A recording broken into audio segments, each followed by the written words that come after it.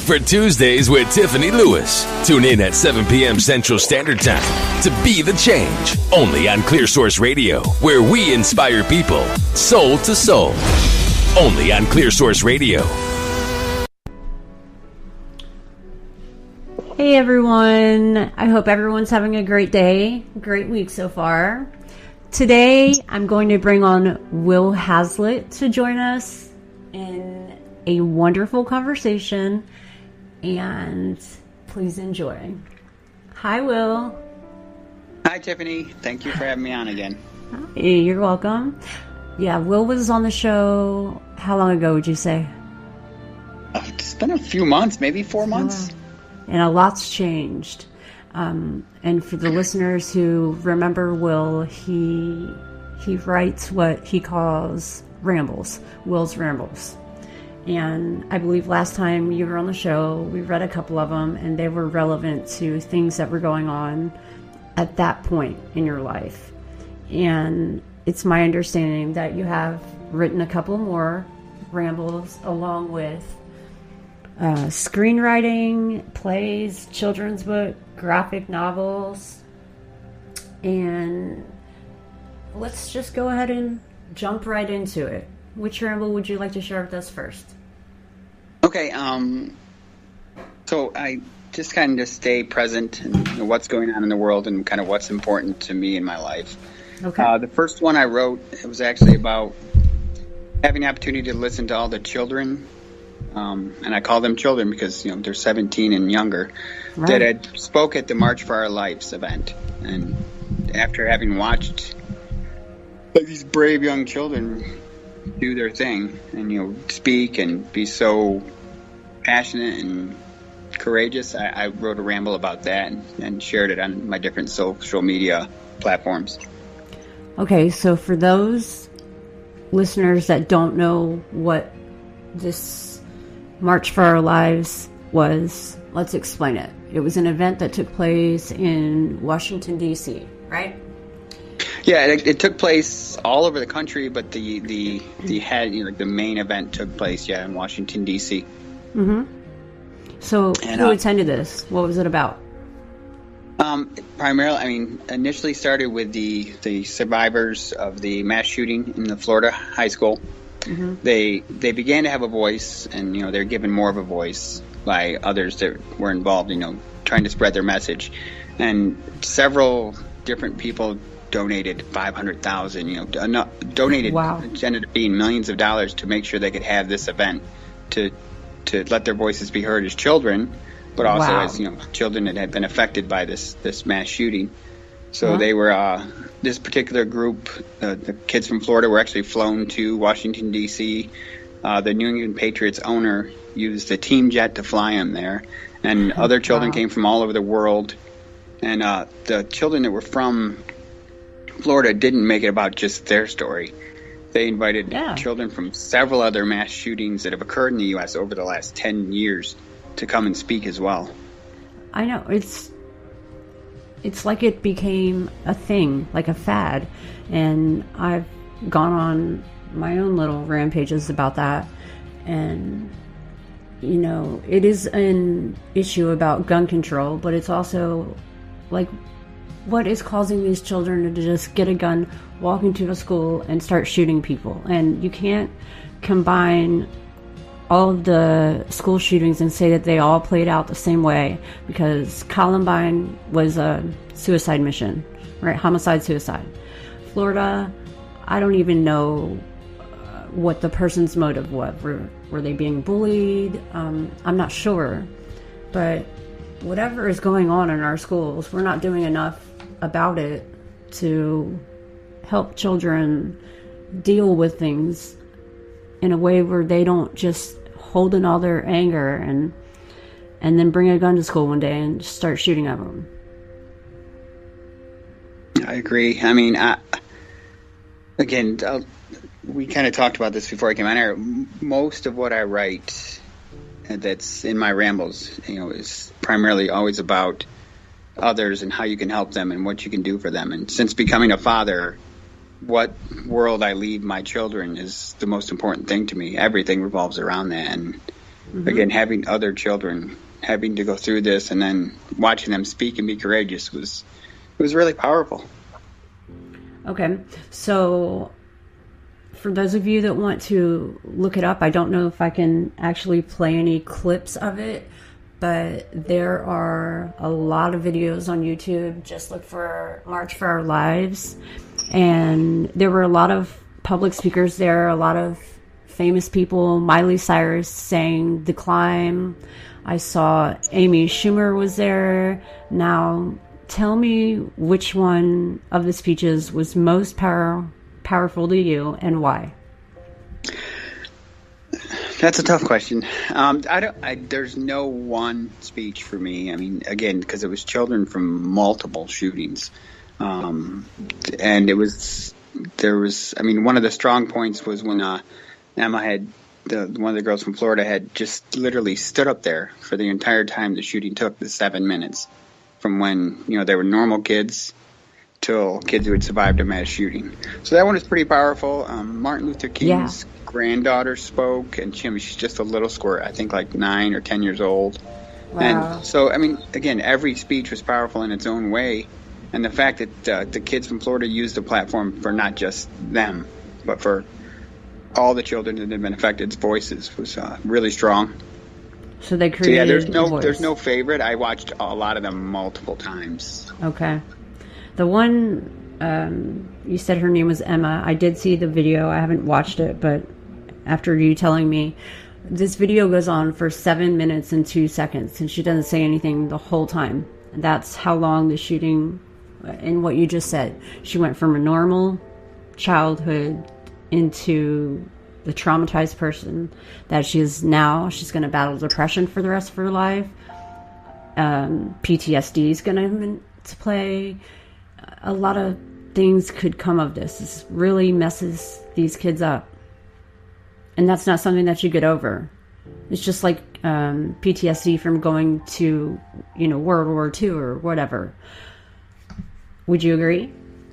Yeah, and I think, having worked in the mental health care field for a long time, I think the fact that they are having a voice and they are being courageous and charging forward is going to help them a lot. But there's still always, there's always going to be those unseen wounds that people carry with them. And these are young children that have had to carry those wounds with them. So it's the wound, I think, is always deeper when you have it at such a young age. But the fact that they are being courageous and speaking, I think, is going to help them so much better later in life. I think you're right. And you made a really good point. When traumatic events happen around 14, 15, 16, you're not able to cope with it correctly. There aren't that many resources available. And I can tell you from personal experience, I talk about this all the time, about being broken, but it's not an outside broken. You can't see it. People just walk around and go through life and go to therapy and try to get all the help they can. But I don't know what it is about our brains forming those teenage years. If something makes an impression upon your brain that's traumatic during ages like 12 to 16, it stays with you forever. You can't do anything to ever make it go away, versus something that could have happened when you were 30 years old. It has a different impact. Yeah, you have a different amount of coping skills and resiliency you've had to build up versus just having the trauma thrust on you as children. I mean, I've worked with children from 4-year-olds to 18-year-olds that have been traumatized and suffered different types of trauma. So they just don't a lot of times have the coping skills to understand and process, and the scars get deep with that type of incident. Yeah. Wow. Okay. So you said that you had children. Let's talk about that. How old are your children, and what happened when your children were born that comes into play with your rambles? How are the two intertwined? Okay. Tough question. A tough question and an easy question. My oldest daughter will be 3 in August. My youngest daughter will be 2 in about 3 days. Oh boy. Yeah. So a 2-year-old and a 3-year-old. And really my writing started because of and around the birth of my oldest daughter. Okay. I think people talk about as parents, kids change your life. Yeah. And for me, it changed my outlook on life. I mean, I always cared about others, especially being a veteran myself. I cared about veterans, and I worked with abused children. But when you become a parent and you're a father, everything I do now is about them. It's not about me anymore at all. It's always about them. What am I leaving them? What am I teaching them? What do they see me doing that I want them to do or don't want them to do? So, I mean, it changes your entire mindset in how you live your life. Definitely. I mean, yes, definitely. All right. So that's what opened up my writing more than anything else. My rambles are, a lot of them are about children and how we can help them and overcoming things. And then in that same mindset, for lack of a better term, my side hustle. I mean, my realizing I can write and then figuring out what can I do with my writing to make my children's life better. Because, I have a good job. It's an ethical job, but it's a job. What can I do outside of that to make my children's life better? So that's where writing my rambles came into play. The screenplays that I write, a lot of them have more of them have had something to do with veterans issues, or have had involved veterans and overcoming things as well. But I put out I just actually got my first literary agent for my children's book that I'm trying to publish, and I'm writing a graphic novel that's, again, more about veteran and just, I guess, helping right the world with some of the evils that are in it. So, I mean, I think that one line of what am I going to leave my children kind of runs through everything I do. And it's what drives me more than I've ever been driven to do anything before. It's amazing, isn't it? Yeah. And it's scary, but it's amazing. It's amazing. And we can only control them on a level, on that deep of a level during those first few very formative years. When they go off to school, and then we can't do anything about it or control the situation, and other children come into play, other people that they have contact with, teachers, lots of situations that we cannot control. And I believe I think that's where the issue is. No matter how you raise your child, there's something wrong or broken with the school system if these things keep happening between the suicides and the shootings, which are pretty equal at this point. It's just getting worse. But I am proud of the fact that they're finally starting to speak up. That's new. Now, I think we've done a really good job. People like you, me, and other advocates have done a really good job of getting them to speak up. And I think that has it plays a huge role in the healing process, if that's even possible. No, I think that it's completely. I mean, having this dialogue and having it on the way that the millennials communicate and the younger kids communicate is right. A lot of it's social media, and it's not. There's always going to be negatives, and there's always going to be people pushing their agendas. But the fact that these kids have such a huge platform, the children have such a huge platform to now say, "Hey, this is us. This is what we want. This is how we feel."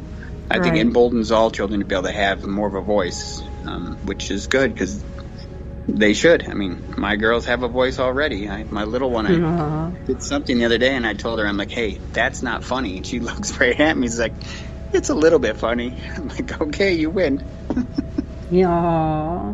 What's her personality like?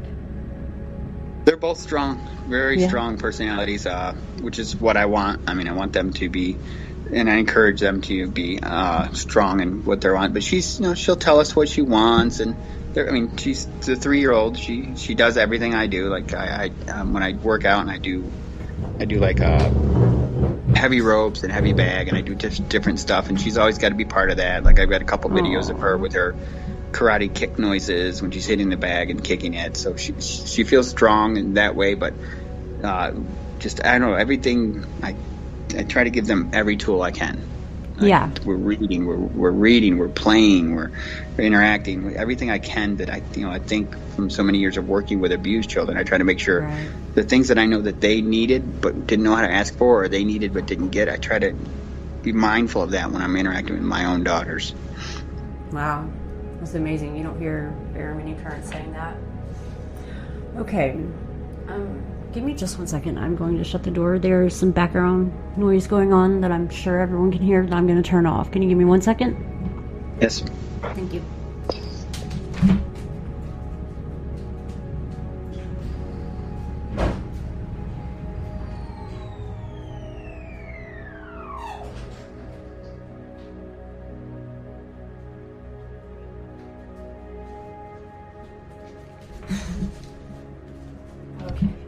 I'm so sorry about that, guys.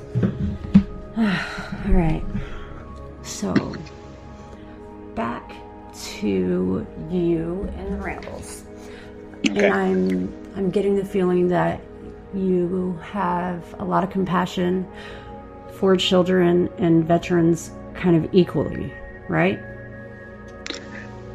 Well, I guess you write from your own kind of center point, and sure. I am a veteran, and I've worked with for a long time, and I have my own children, so that's kind of a center point for me. But yeah, it's the one of the, like, I work for the military still as a contractor, and one of the captains that I worked with, he told me once, he's like, and we have differing beliefs on certain things. He's like, I'm going to call you a snowflake because you care so much about everybody. But he's like, I'm going to call you the snowflake that's, if I call you a snowflake, would be the one to come over and knock me out. I'm like, that's about right.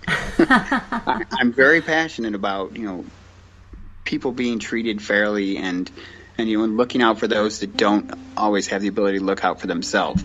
Mm-hmm. It's a random relay, but this morning I was coming home from the gym and I stopped at the grocery store to pick up some, groceries. And the gentleman in front of me was standing there, and, you could see he was kind of disheveled.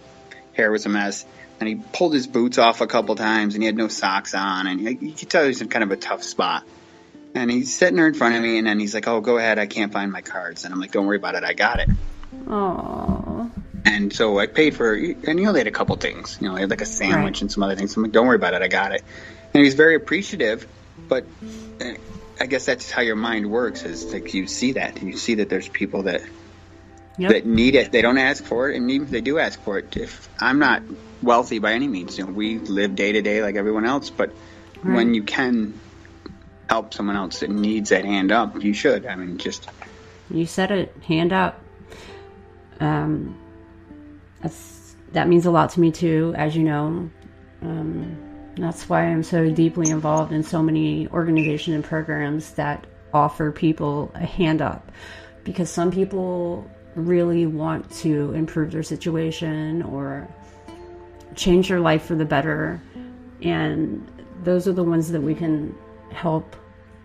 We can help them, but they have to help themselves, and they're willing to do that, and I love it. I love being involved with that. But all right, let's hear, which one do you want to read first?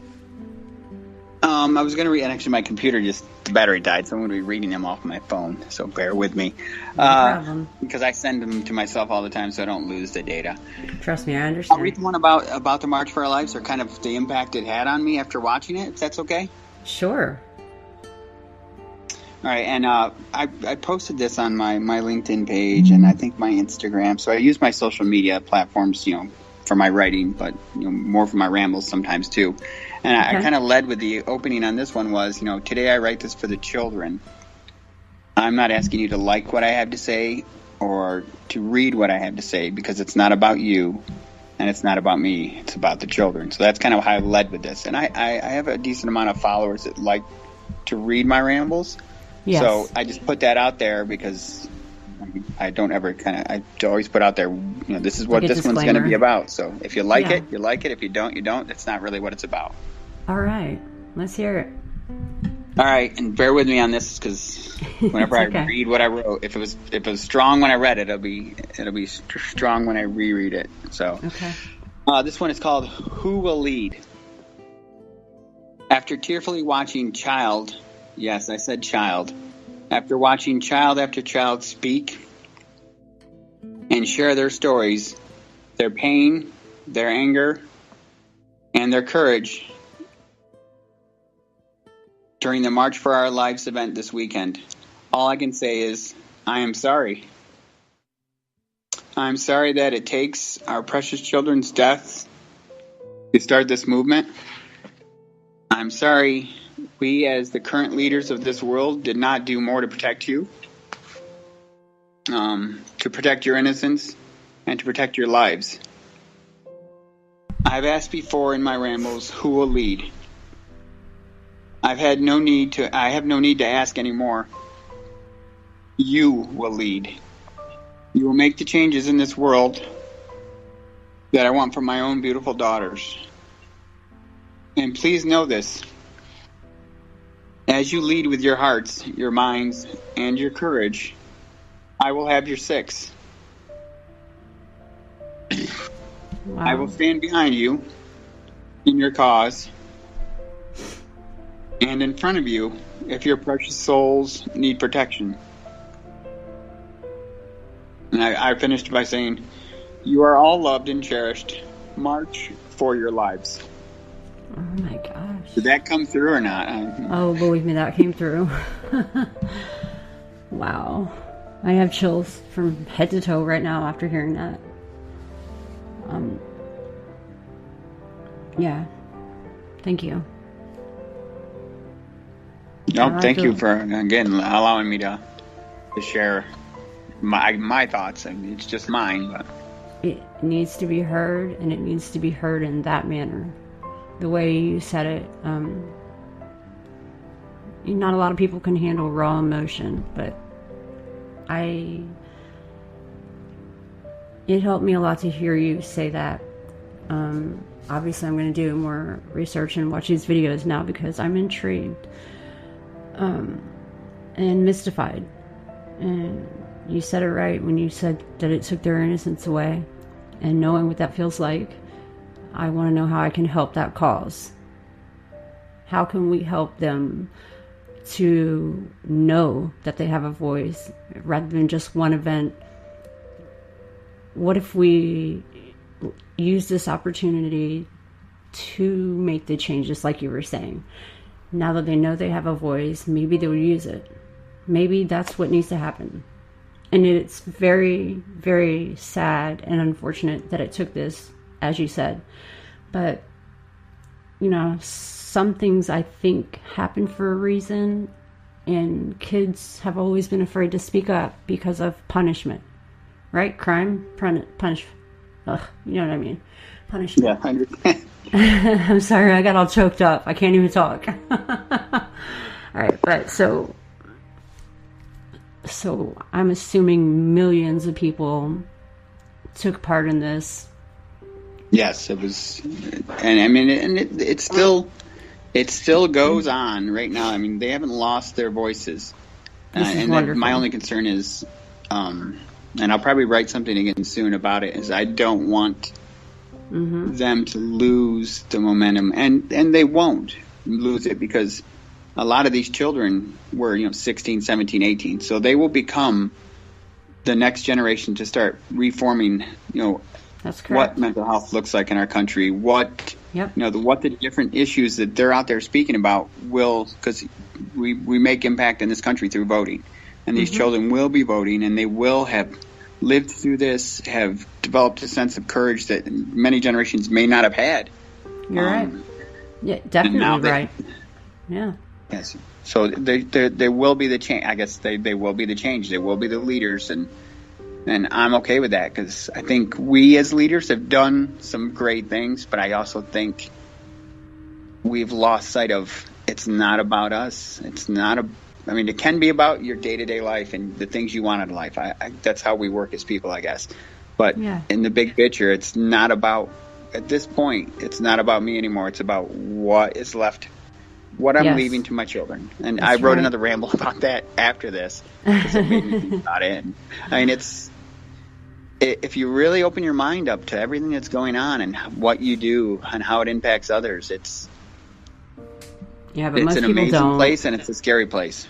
I know. Most people, what do? They turn a blind eye. They ignore the obvious. Even I admit that I don't watch the news. I can't handle it. I can't deal with it. I'm not even on social media anymore. Which personally, I've taken down most of my pages and just quit interacting with people, because every time I would open up any one of my social media pages, I would see violence and crime and death and suicides, and I can't feel that anymore. It's time for me to get off of social media and do something about it. So we're there. There's people like us who are going to create the foundation. And you're right, that we're going to set the children up to be the leaders. And they're going to be angry at some point. And that's going to be very useful in maintaining their momentum. Yeah, and I think there is anger, and there's going to be, they're still going to have to learn how to put their message out there and how to turn it into action. And I think if they're supported in doing that, they can. I mean, the generation that everyone considered slackers, which I'm sure the generation before me considered me one, it just kind of rolls down. But these children could be a huge catalyst for change in this world, and that's. And not just in our country, but in the world, we need children. I mean, we just gotta embolden and educate and encourage them to have the voice, because we've had our time. Yeah, and it's kind of ironic, this is the same generation that everybody talks so much about these kids being so self-absorbed and entitled. I hate that word, because I hear it every day. I see, I saw it every day on social media. Everybody uses the word entitled. There's a few words that have happened in the last year that everybody uses now in regards to children today. And I'm mainly talking about teenagers into the early to mid 20s, this current generation. And the world they live in is so scary. Again, being a father with young girls, the world they live in is so scary. It's not the world we grew up in. I mean, social media and instant access, and they have to live an entirely different life than what we led.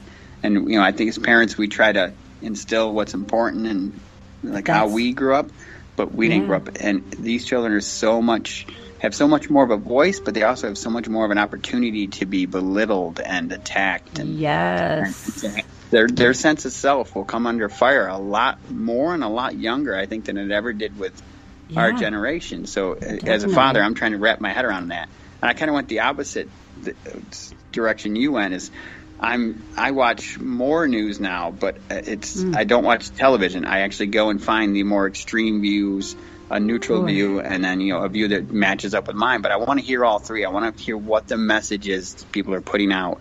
Try to figure out why they're putting out that message, what their agendas are, what their goal is, and see if it's sincere or if it's just a manipulation. Because that's what my children are going to see, and I got to figure out how to work my way through that. Well, and that was my thoughts as you were saying all that. I'm thinking, what if this was just a political move, or what, they only get one day a year, or what's going to come of this? Also, children today, and anybody under 25 right now is living in this generation that we're referring to. And I wonder why there's so much hate and violence and crime. Their whole life is, people bullying people and putting it on social media. For the whole world to see. You can literally destroy someone's soul in 2 seconds flat if you have your camera, right, at school, and you just catch somebody doing one thing, and you can ruin their entire reputation and probably their entire life. And that's what victims of bullying feel like. So it's interesting. I agree. I think there's another tipping point to that now, though, too, because I think that with this push and with these children having more of a voice, and looking at everything that's going on in the world, a lot of children, and I'm calling them children still, I'm saying the 20-year-olds and younger, are now are turning to social media, and they're coming up with amazing innovations, and they're creating you can't do this to people. I mean, they're becoming more of a force of taking this tool that we created. I mean, maybe not my generation, but then one below me created this tool of social media, and it just kind of ran rampant, and people didn't have controls set on it, and it was used for a lot of the worst things. Yeah. But I think it's been around long enough, and there's this new generation that has known it since day one. Mm-hmm. And again, finding their voice on other things is going to make the switch where it's not going to be okay to use it in this way as much, and it could be turned to more of a positive. And I feel like, and I watch as I look through different things, that there is a swing towards that. I mean, that's the analyst part of I'm a military analyst, so I watch things and I try to figure out the whys and wheres. And I think that this youngest generation, this new group, they're going to make some positive changes again, as long as they're supported in doing it. That's the key. So it's interesting. You're an analyst, and I'm sort of proactive, but aware that this was going to happen. You know that about me. I try to see what's happening, or can feel what's going to happen next, and try to approach it from a preventative perspective. Have I made an impact? I don't know. I don't know how large of an impact. But I do know that I'm laying a foundation, and I do know that it's headed in the right direction. I just really hope it's not some, again, political move. Giving kids one day on a stage. I mean, there's going to be political in everything. I think where we live. That's the problem, though. Yeah. That's what worries me. At what point are they going to shut them down? At what point are people just going to stop caring about the kids who have a voice and speak up? I have to consider that perspective. And yes, I think that you're exactly right. You have to consider that, but I think that's where the adults and the leaders now step in and say, no, this can't stop. Exactly. And I think a lot of people have done that. They've stepped up, and these children are still out there, and they're still speaking, and they've taken a lot of, I mean, for children to have already suffered this much to then be ridiculed and attacked and bullied by the older generation again, but I think the catalyst is that they're still standing up and they're still driving, which will embolden the leaders that should be leading right now to continue to push their message. I know myself, I'll continue to push their message, just like I try to continue to push the message of veterans. That's right. All right, let's hear, let me see. All right, let's hear the one about the veterans, please. All right, give me 1 second. I got to pull it up on my phone because my computer turned off. That's okay. I was just looking at my notes while you do that, and just making sure that we cover it from every aspect so that we can have a thorough discussion, and anybody listening can see that we have tried to address this from every angle to every angle, and that our goal is to keep pushing these children to speak up and to stop the violence. And gun control comes into play, obviously. Do you want to speak about that before we move on to the veterans? You can open that box. Okay, yeah, I am. I won't speak. I won't speak factually. This one will be opinion. Right. I'm a military veteran. I served in the Gulf War. I have guns. I own guns. I have a rifle, which is a hunting rifle, and I'd always planned that my daughters will learn how to use guns safely. I mean, that's part of the whole idea of it. Right. But at the same point, and I've had this discussion with others that have guns and have different opinions than me. If what it takes for me as a parent to not have to worry when I send my children off to school at any age is for me to give up my guns, I give them up, because it is not about me. So we go down the arguments of, well, you need to be able to protect this, and I get that. And, if it was a world filled with no one is able to figure this gun control issue out, then I would be like, okay, we got to figure it out differently, and let's not give up anything. But there's other countries that have figured it out. Yeah. And it's not what those that manufacture and make all the money off them want to hear. But again, I don't know what the answer is, but I know if guns continue to be part of our culture, my girls will know them and they will know how to use them safely. But there's so many other things that go into, everyone's like, I'm a good gun owner. I get that, but it's not just about you. Yeah. Is your child healthy? Is your child safe? All those pieces come into play. So again, I'm a Gulf War veteran. I have guns, but if I knew the answer was to give every one of them up today, they'd be gone, because it's not about me. Yeah. It's about protecting my children and being able to put them on a bus to go to school and be like, okay, I know they're coming home safe.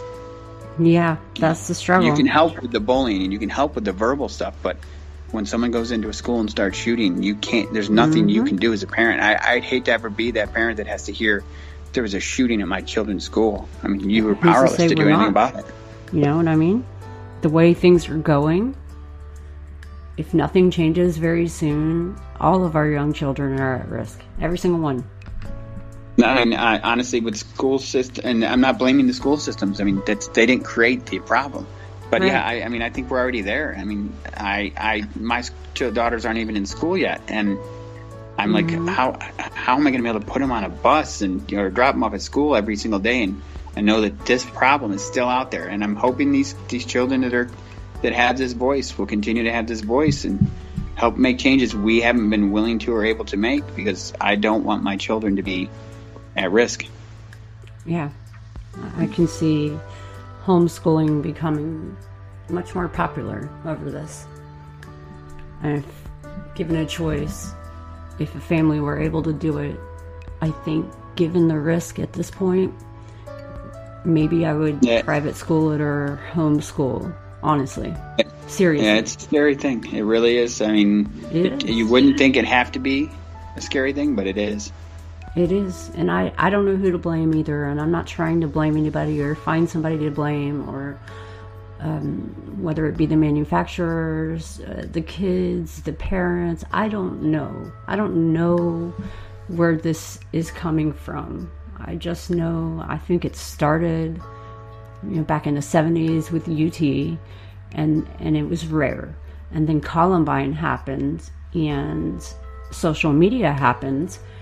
And all of a sudden, these two boys got instantly really famous, even though they took their own lives by the hand of suicide at the end of the shooting. But they became famous. They were able to negatively leave their mark on the world. And I know through the research that I've done that a lot of these shootings are all about it's spreading like a wildfire. They want their 15 minutes of fame, basically, or 7 minutes and 2 seconds. I know that sounds crazy, but the psychology aspect of it and the research that I've done for why these keep happening, why it's happening more often, it goes into play with social media. I know it sounds crazy, but it's true. Well, and again, that's something we need to change. For a lot of them, that might be their voice. It's not the right way. It definitely isn't. I mean, it harms others, but that might be how they determined that was their voice, which is... Yeah, that's their perception. They think anything to get a million likes on YouTube or views or whatever, whether it's good or bad. That's the world that we live in right now. We've got a bunch of kids different competing life with each other. We've got to learn to understand that that's how these kids are growing up, and we've got to figure out how to work within that. I know, and that's the challenge. I don't know how to fix something that is becoming more and more competitive every day. It's starting at a younger age. I don't know how to, intercept this one. And it's going to take a lot more than just trying to figure that piece out, but... Okay, let's hear the, if you're ready. All right, I think I'm ready. Okay. I'm trying to find the right one. Okay. Because I've written a lot about veterans. There was one I wanted to speak to. How long did you serve? I only served for a little over 3 years. I was a young punk kid that wasn't ready for college, so, I got talked into joining up, and back when I first joined, it was that whole, Rambo. I'm going to do this. I'm going to do that. You learn very quickly once you get in that it's not glamorized at all. And I was fortunate and unfortunate enough to within 2 months after getting out of basic training, go into the first Gulf War.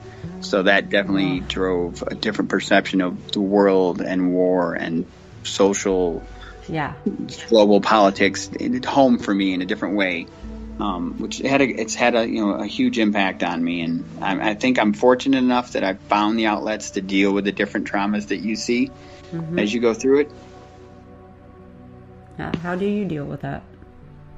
A lot of it's my writing. I think I'm fortunate. I'm introspective enough that I'm always thinking and trying to figure out why I'm doing things, because sometimes I have no idea.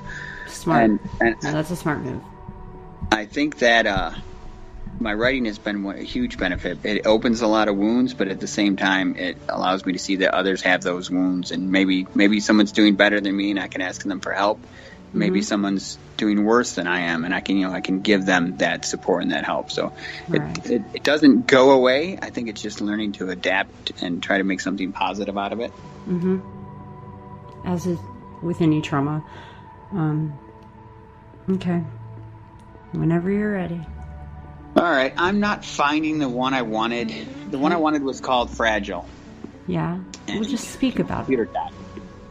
It's okay. Well, this one was more related to the number of soldier suicides that are always occurring, and my full attention.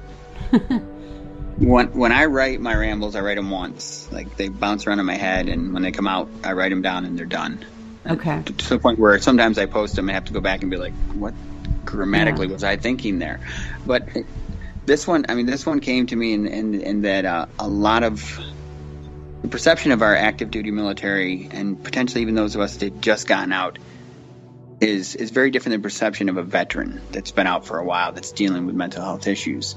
So I tried to speak to the idea of fragile is like people see you in your uniform, and they see the different things, and people being awarded this, or they may see a person with missing their legs but still being strong. So they see that soldier, and they don't understand that soldier's fragile. I know. They may be the strongest person you have in your life, but underneath they've seen things and had to do things that the average person doesn't ever have to do. So they may be the strongest rock anyone's ever seen, but they're fragile, and it doesn't sometimes take a lot for that fragileness to break them. And people don't understand why, because you were this person I saw as this incredibly strong person. But I wrote kind of about, in every battle they've been in, they may have taken ground or they may have won something. But in every one of those incidents, they also gave up something. Seriously. They gave up part of themselves, or they gave up an understanding of why I was doing what I was doing, or where I was, or I thought I was more human than this, and I did something I don't feel was right.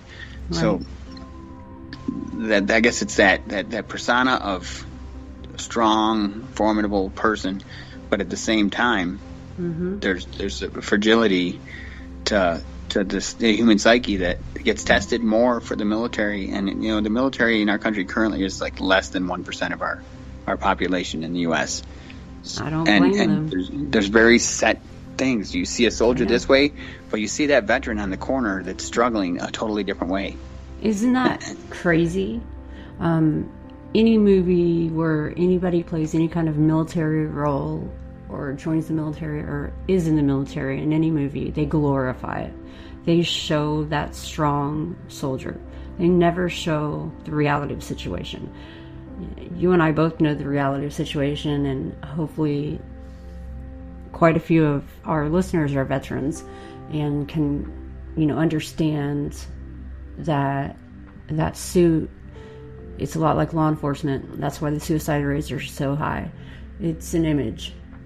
You have to act a certain way. You're told to. You have to. You're expected to. But underneath of that, you're right, very, very fragile. And it doesn't take much.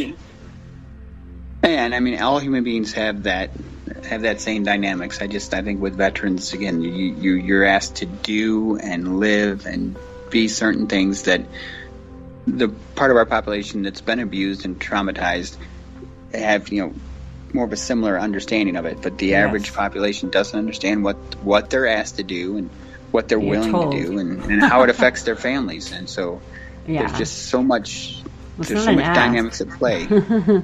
It's a tell. You know this. You sign those papers, they talk you into it. They say, oh, well, we'll give you money to put down on a house and you'll get set amount of money for college, right?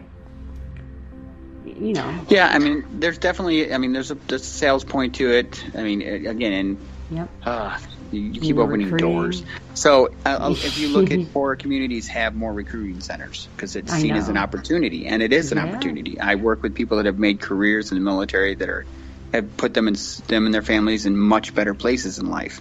Sure. But I also know these men and women also have suffered traumas. So it's a give and take.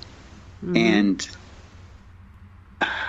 so, I guess, again, it's like anything else I do. It's just try to draw awareness to it. And just try to get people to see the other side of things. I mean, I work with current military. The contractors like myself are all only former military works at this particular place that I work. So I mean, there's all different variables of where it's going, and like I'm calling them younger. Some of them are close to my age.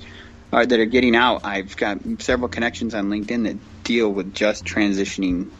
Just transitioning veterans, just veterans health, and just this. I mean, anything. And I try to give them all these people's information to help them make that transition into the civilian world where, you're not that 1% anymore. Now you're with the rest of the population and trying to figure out how that works.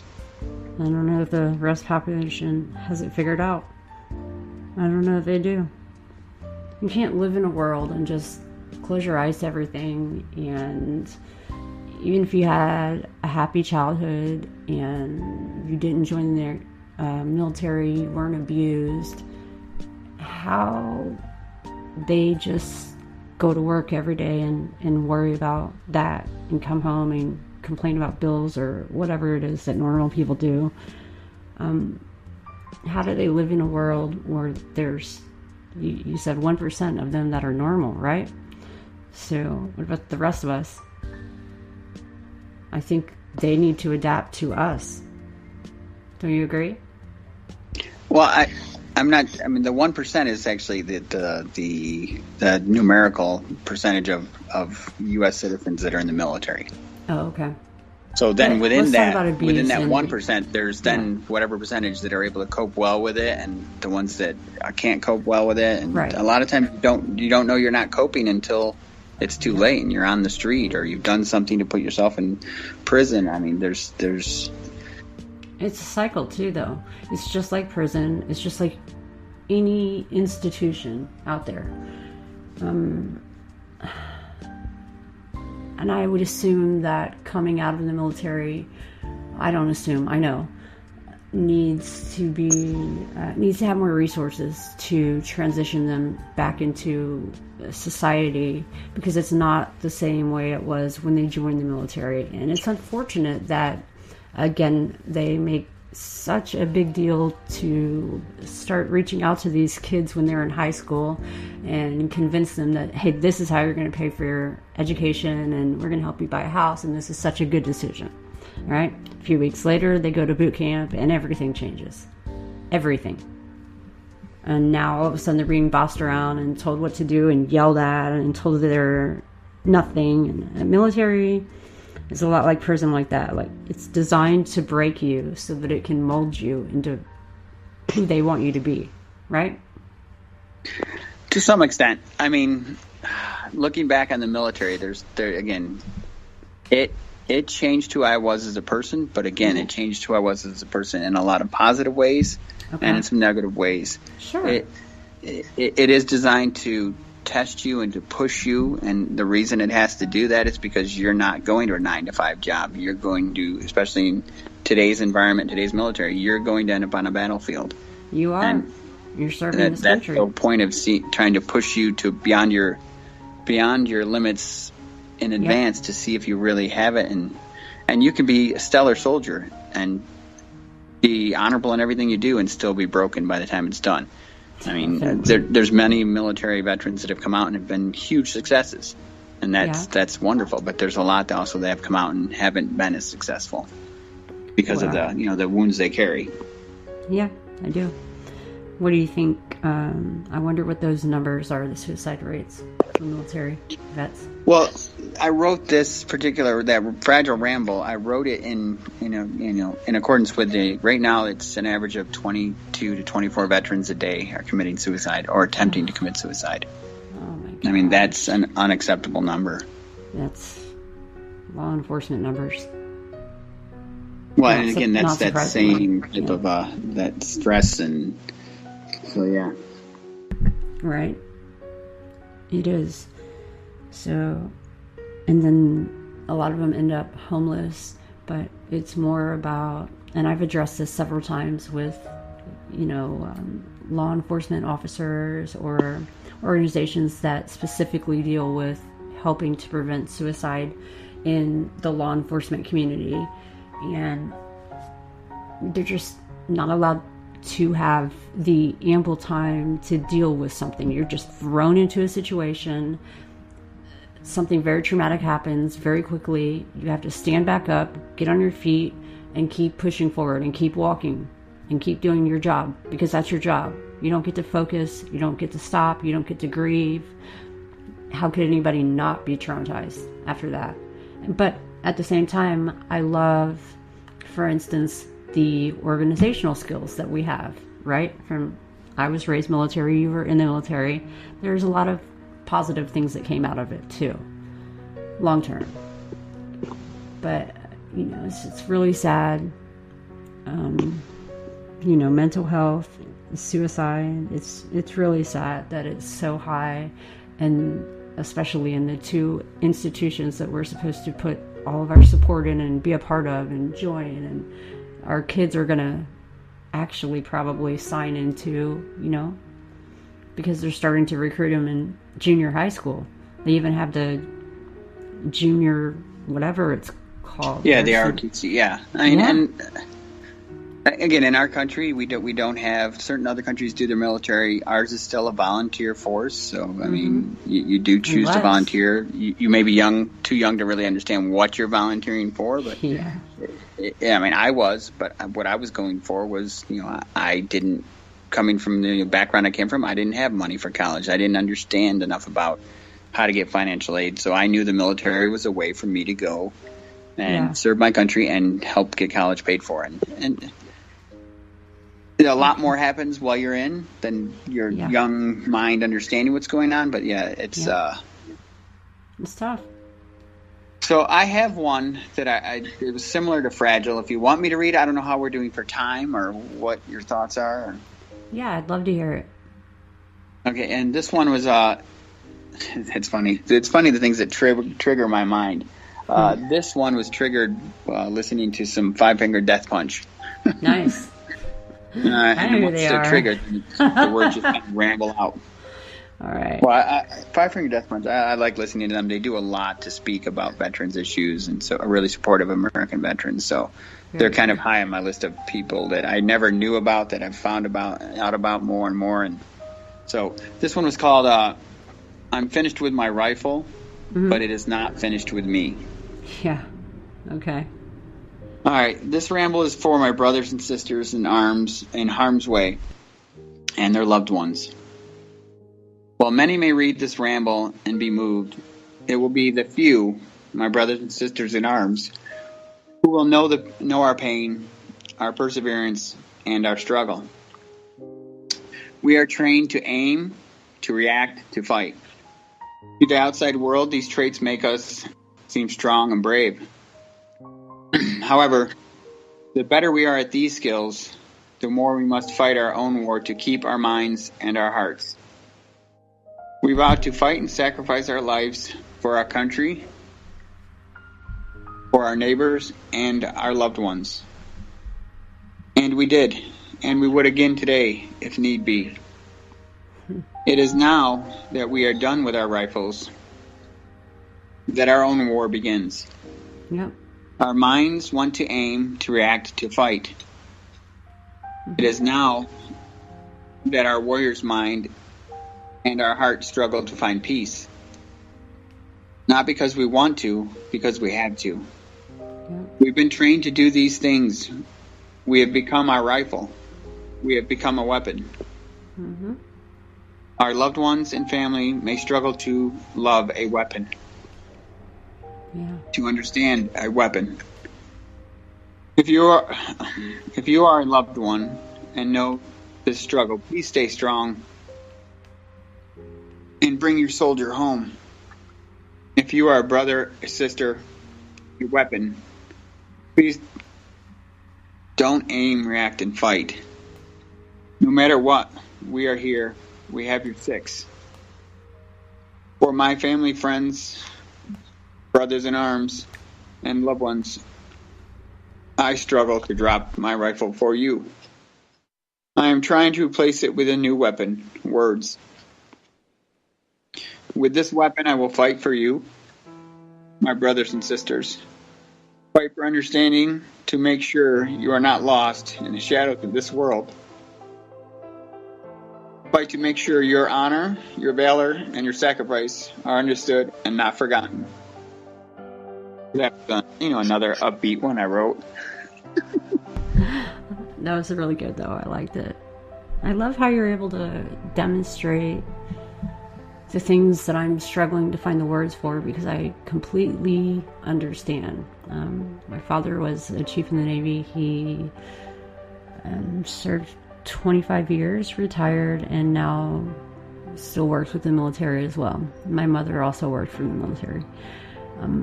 I married into the military. I understand it from every single aspect. In the war, well, 2 wars. So, yeah, I get it. And I never thought about it from that perspective, the weapon perspective. It's a lot like being an abuse victim, except you're like a human weapon that can and is treated differently in society, because you are able to probably take another human being down with your own bare hands without needing any weapons. You can fight. You were trained to, right? Yeah, that's ironic, that's right? Kind of the idea, yeah. Isn't it? Yeah, it's ironic, but yeah, cool. All right, so we've got a few more minutes left. And thank you for sharing your rambles with us. Let's see where we're going in the future. You are going to continue writing. You're going to write children's books and a graphic novel, correct? Yes. Yeah. So screenplays are kind of the number one thing I'm writing right now. Uh-huh. And my graphic novel, I've got the first one written. I'm just looking for an illustrator. And my children's book is moving along to the point where I have a literary agent who's getting ready to start sending it out to production companies. Nice. What's the children's book about? What's the lesson? There is a lesson to it, but this one came probably 15 years ago. It's probably the first thing I ever wrote. Okay. It stuck in my brain. I didn't actually ever write it, but I wrote it in my head. Yeah. Which is where I do all my writing. Yeah. It was I happened to get a corgi because I own some horses. Mm-hmm. And then the story of the corgis kind of related to the Queen of England. And then, but that, as with anything, it's not necessarily about her, but understanding the pressures of, somebody that grew up as a princess and became a queen. And so it was actually, it's about a young girl who doesn't realize she's a princess who has corgis. Okay. And kind of how the playfulness between the two of them throughout her life allows her to, to keep joy and deal with all the pressures of, finding out, well, they're not just calling me princess, I am a princess. And then as her responsibilities grow and she's told, you don't run around playing with your puppies all the time. You have to do this, this, and this. To the point where it goes all the way, and it's not, again, it's very similar to the Queen of England, to the point where it goes all the way to the end, and you kind of see the Queen sneaking through the castle door, and she pulls off her hat and pulls out, a couple toys and starts throwing them down the hallway for her corgis. So it just kind of, I don't know there's a strong message to that. It's the first thing I ever wrote, and in my head, and I wanted to make it a reality now that I'm doing all this writing, and I want to have this first story to be able to read to my daughters. And right. I like it. I like it a lot. And we've got just about a minute or two left if you want to tell us what your graphic novel's about. I already know, right. But this one's good. So yeah, we spoke about this one a little bit, and it would be scary. It's going to be a darker. I mean, my ideas of how it be illustrated. It will be darker. Okay. Roughly, it's about a service member whose young child is abducted and killed while he's serving. So he comes back, full of grief and rage, and it's kind of a fictional. Well, it is very fictional. And he's actually recruited into a group of 7 riders that have just lost one of their riders. Kind of it's in the storyline. But these 7 riders have kind of a mythical quality to them, where they are hunting people that commit the 7 deadly sins in the world. Mm-hmm. And in order to hunt them, they then have to take the evil from their soul inside themselves and can contain all this evil. So there's been 4 of them that have fallen to the evil they've taken into their bodies, and they've become the 4 riders of the apocalypse. Oh, wow. So 5 books down the road, because the first book's just about this this rider becoming part of this group. 5 graphic novels down the road, that final battle is going to happen. So it's it's going to be dark and gritty and just kind of in your face, which is fine because it's a graphic novel. That's awesome. What are you going to do when they offer you a movie deal on that? That's fine. I mean, because I think it would make a great movie. And Walking Dead is kind of that thing. Walking Dead is a graphic novel that's actually never supposed to end the way it's written. And they've turned that into an amazing. And a lot of production companies, I'm learning, want books or something that's already got a huge fan base before you move to it, which I don't really care either way about that. I'm going to write what I want to write anyway. But it helps. Yeah. Well, it makes a lot of sense. I mean, Netflix is coming up with original everything at this point. Amazon's monopolizing on everything in the world at this point. We need more original ideas, and instead of just remaking things, because that's the point where we're at. We're just remaking things because there isn't enough original material out there now. And it's always, what's the next Twilight, Lord of the Rings, etc. And your book, I guarantee you, it's probably going to get you a movie deal. Let's hope. Yeah, fingers crossed, because everything I do is to make their life better for them. So. Yeah. Oh. Well, thank you so much for sharing everything. Yeah, thank you for having me again, Tiffany. And maybe next time we'll talk about some of my upbeat stuff. That's fine. I mean, I have a horror comedy screenplay I wrote too, which is actually pretty funny. Yeah. And maybe we'll talk about that, because I think a lot of what I write is very strong emotionally wise. It is. But that's why I like it. Okay. Well, thank you. Apologies to those that have cried a couple times. You guys know me. Apology accepted. I like emotional. You gotta feel. You need to feel. You need to know what's going on in the world. You need to know what things feel like. You need to be able to relate. And Will is very, very good at helping put the right words out there to make you feel the things. And then, I think last time I read your rambles, and hearing you read it was very strong, very powerful. So thank you.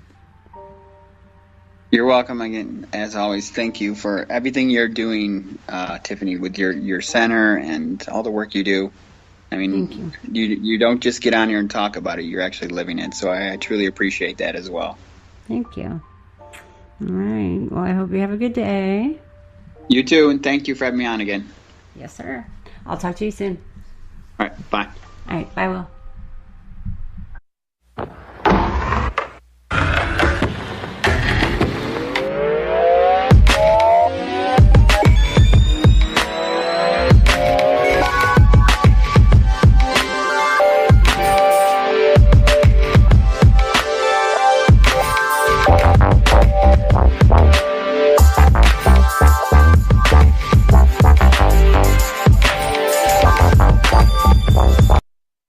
Are you ready to be inspired? Are you ready to make positive changes in your life? Tune in to Be the Change, live every Tuesday at 7 p.m. Central Standard Time, featuring our heartwarming radio host, Tiffany Lewis. She's an empath, an indigo, and has a new and uplifting message for you. Every week, Tiffany can be heard only on Clearsource Radio, where people inspire people, from our soul to yours. You can get the free app today at clearsourceradio.com. Visit Tiffany H. Lewis on Facebook for even more daily inspiration.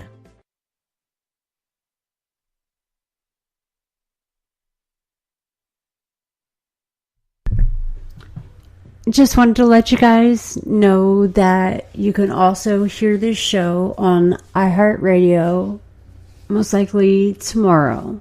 So check out Clearsource Radio on iHeart Radio, and I'll talk to you next week. Everybody have a great night.